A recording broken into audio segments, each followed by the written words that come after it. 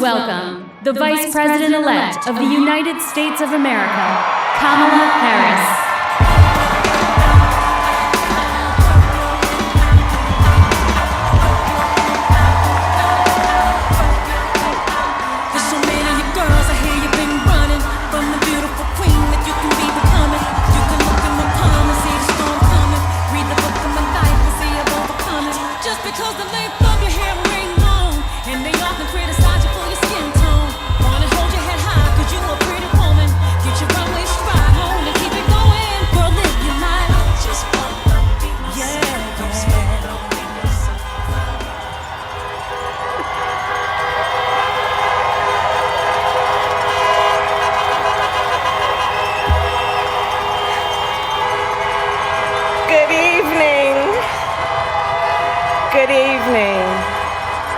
Good evening.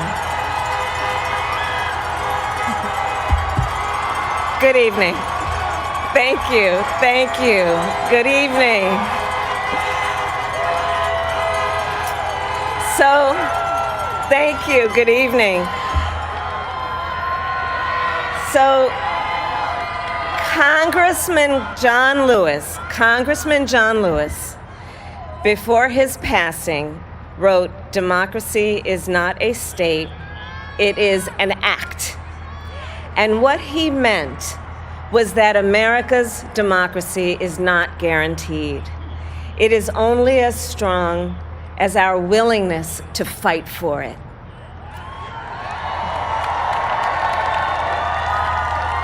To guard it and never take it for granted.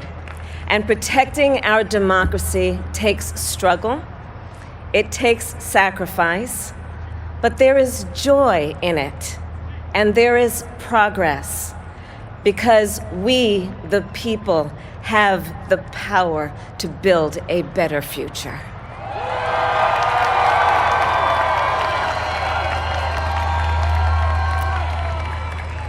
And when our very democracy was on the ballot in this election, with the very soul of America at stake and the world watching, you ushered in a new day for America.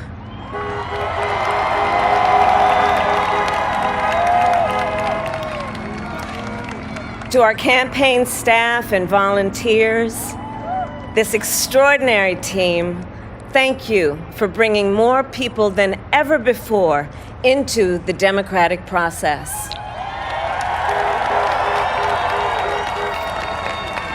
And for making this victory possible. To the poll workers and election officials across our country who have worked tirelessly to make sure every vote is counted, our nation owes you a debt of gratitude.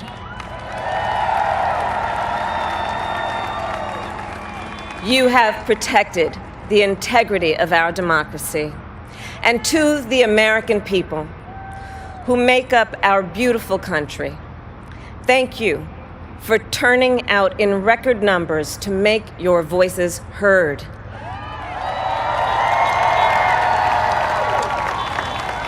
And I know times have been challenging, especially the last several months.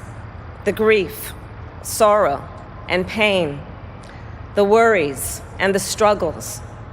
But we have also witnessed your courage, your resilience, and the generosity of your spirit. For 4 years, you marched and organized for equality and justice, for our lives and for our planet. And then you voted.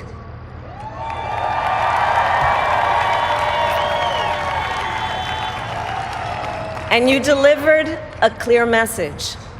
You chose hope and unity, decency, science, and yes, truth.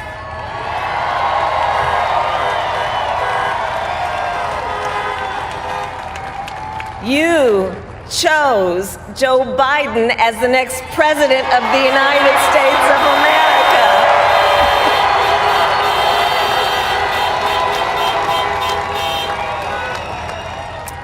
And Joe is a healer, a uniter, a tested and steady hand, a person whose own experience of loss gives him a sense of purpose that will help us as a nation reclaim our own sense of purpose, and a man with a big heart who loves with abandon. It's his love for Jill, who will be an incredible First Lady.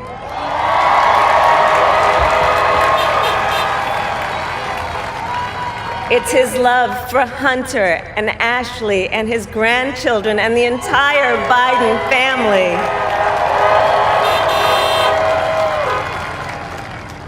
And while I first knew Joe as vice president, I really got to know him as the father who loved Bo, my dear friend who we remember here today. And to my husband, Doug,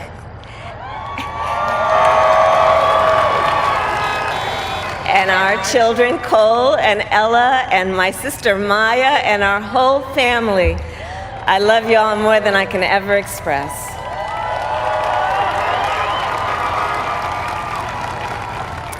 We are so grateful to Joe and Jill for welcoming our family into theirs on this incredible journey. And to the woman most responsible for my presence here today, my mother, Shamala Gopalan Harris, who is always in our hearts. When she came here from India at the age of 19, she maybe didn't quite imagine this moment, but she believed so deeply in an America where a moment like this is possible. And so I am thinking about her and about the generations of women, Black women,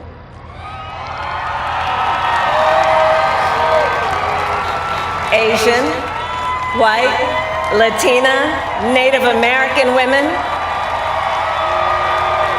who throughout our nation's history have paved the way for this moment tonight. Women who fought and sacrificed so much for equality and liberty and justice for all, including the Black women who are often, too often, overlooked, but so often prove they are the backbone of our democracy.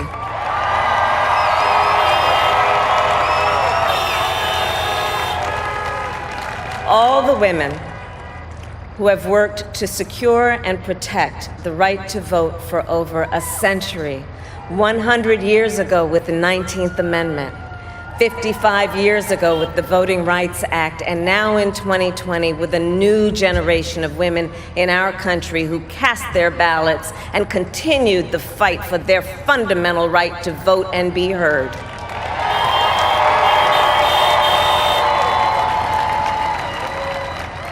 Tonight I reflect on their struggle, their determination, and the strength of their vision to see what can be unburdened by what has been. And I stand on their shoulders. And what a testament it is to Joe's character that he had the audacity to break one of the most substantial barriers that exists in our country and select a woman as his vice president.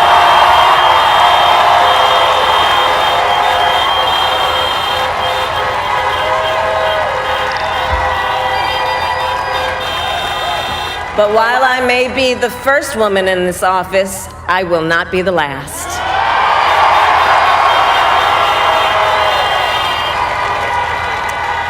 Because every little girl watching tonight sees that this is a country of possibilities.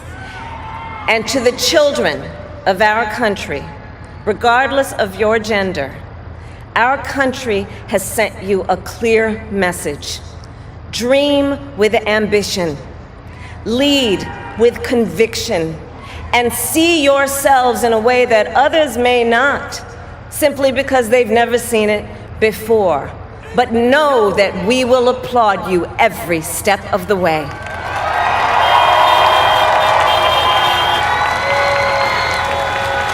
And to the American people, no matter who you voted for, I will strive to be a vice president, like Joe was to President Obama, loyal, honest, and prepared, waking up every day thinking of you and your family.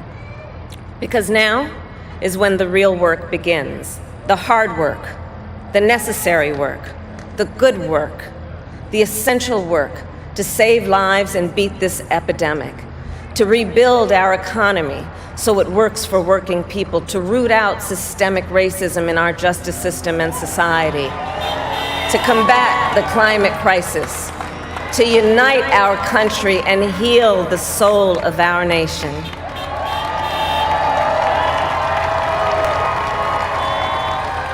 And the road ahead will not be easy, but America is ready, and so are Joe and I.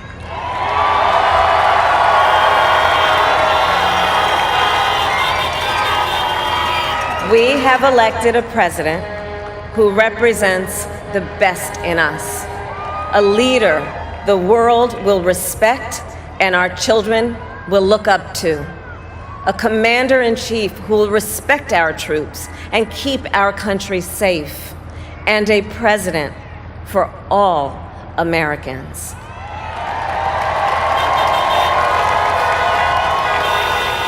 And it is now my great honor to introduce the President-elect of the United States of America, Joe Biden.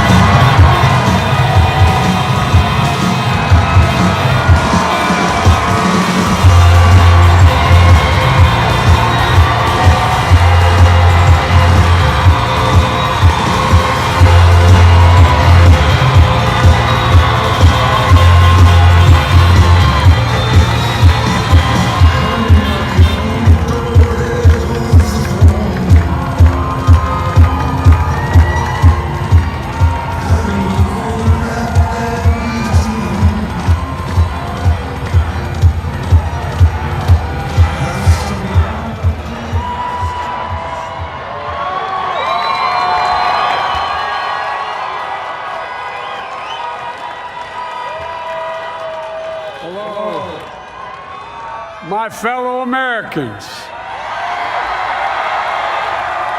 and the people who brought me to the dance, Delawareans. I see my buddy Senator Tom Carper down there, and I think Senator Coons is there, and I think the governor's around. Is that Ruth Ann? And that former Governor Ruth Ann Minner.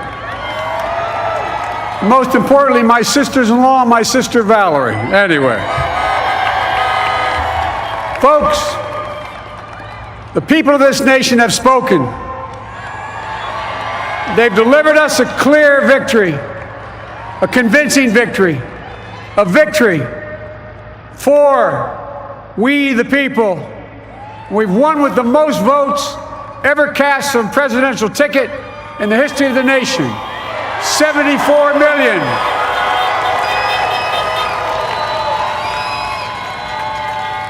What I must admit has surprised me.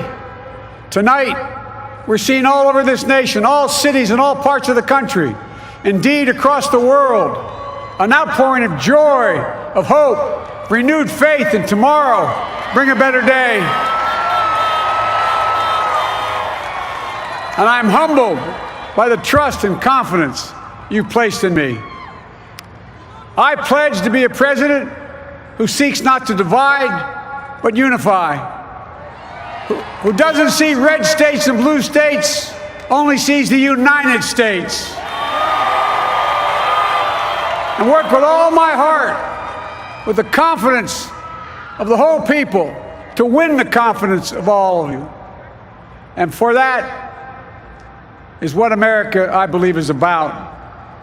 It's about people, and that's what our administration will be all about. I sought this office to restore the soul of America, to rebuild the backbone of this nation, the middle class, and to make America respected around the world again, and to unite us here at home. It's the honor of my lifetime that so many millions of Americans have voted for that vision. And now, the work of making that vision is real. It's a task, the task of our time. Folks, as I said many times before, I'm Jill's husband. And I would not be here without her love and tireless support of Jill and my son Hunter and Ashley, my daughter, and all our grandchildren and their spouses and all our family. They're my heart. Jill's a mom, a military mom, an educator, and she has dedicated her life to education. But teaching isn't just what she does, it's who she is. For American educators, this is a great day for y'all. You're going to have one of your own in the White House. And Jill's going to make a great First Lady. I'm so proud of her.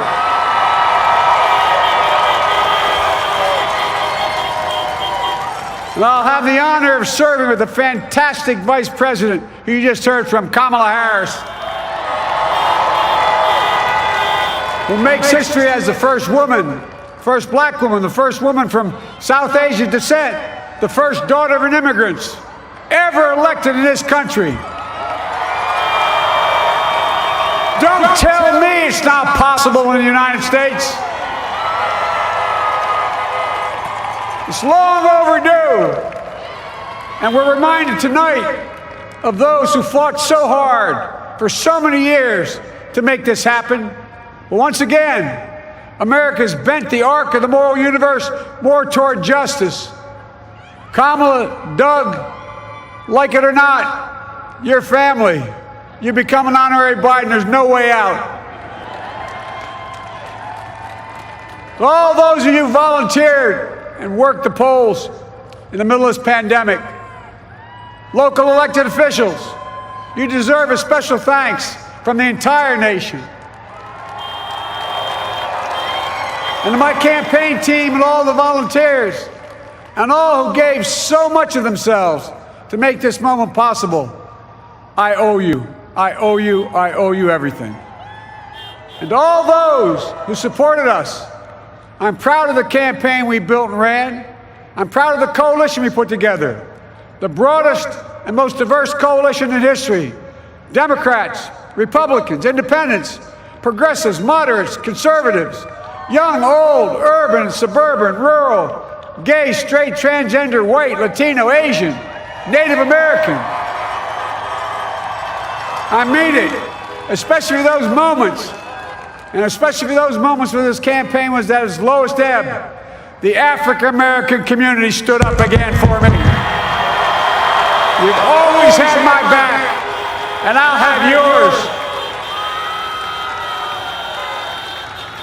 I said at the outset, I wanted to represent this campaign to represent and look like America.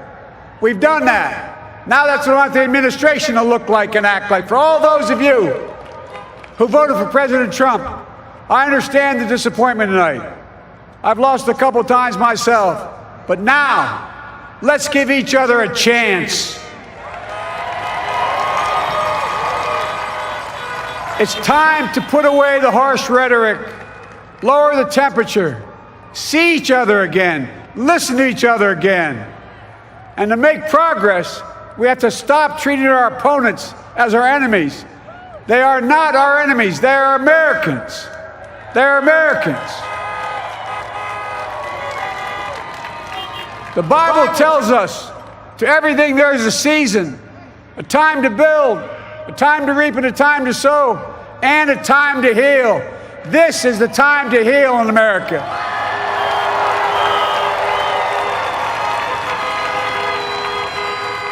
Now this campaign is over. What is the will of the people? What is our mandate? I believe it's this. Americans have called upon us to marshal the forces of decency, the forces of fairness, to marshal the forces of science and the forces of hope, in the great battles of our time. The battle to control the virus, the battle to build prosperity, the battle to secure your family's health care, the battle to achieve racial justice and root out systemic racism in this country, and the battle to save our planet by getting climate under control, the battle to restore decency, defend democracy, and give everybody in this country a fair shot. That's all they're asking for, a fair shot. Folks, our work begins with getting COVID under control. We cannot repair the economy, restore our vitality, or relish life's most precious moments, hugging our grandchildren, our children, our birthdays, weddings, graduations, all the moments that matter most to us until we get it under control. On Monday, I will name a group of leading scientists and experts as transition advisors to help take the Biden-Harris COVID plan and convert it into an action blueprint that will start on January the 20th, 2021. That plan will be built on bedrock science. It will be constructed out of compassion, empathy, and concern. I will spare no effort, none, or any commitment to turn around this pandemic. Folks, I'm a proud Democrat, but I will govern as an American president. I'll work as hard for those who didn't vote for me as those who did.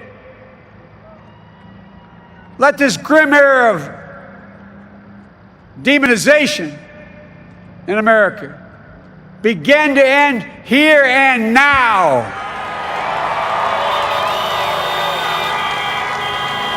The refusal of Democrats and Republicans to cooperate with one another, it's not some mysterious force beyond our control. It's a decision, a choice we make.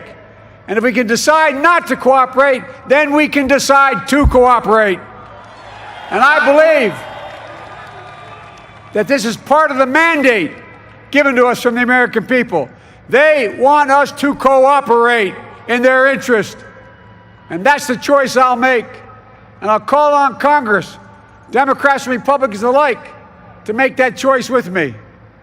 The American story is about slow yet steadily widening the opportunities in America. And make no mistake, too many dreams have been deferred for too long. We must make the promise of the country real for everybody, no matter their race, their ethnicity, their faith, their identity, or their disability. Folks, America has always been shaped by inflection points, by moments in time where we've made hard decisions about who we are and what we want to be. Lincoln in 1860, coming to save the Union. FDR in 1932, promising a beleaguered country a new deal. JFK in 1960, pledging a new frontier. And 12 years ago, when Barack Obama made history, he told us, yes, we can. Well, folks, we stand at an inflection point. We have an opportunity to defeat despair, to build a nation of prosperity and purpose. We can do it. I know we can. I've long talked about the battle for the soul of America. We must restore the soul of America. Our nation is shaped by the constant battle between our better angels and our darkest impulses. And what presidents say in this battle matters. It's time for our better angels to prevail. Tonight, the whole world is watching America. And I believe at our best, America is a beacon for the globe. We will lead not only by the example of our power, but by the power of our example.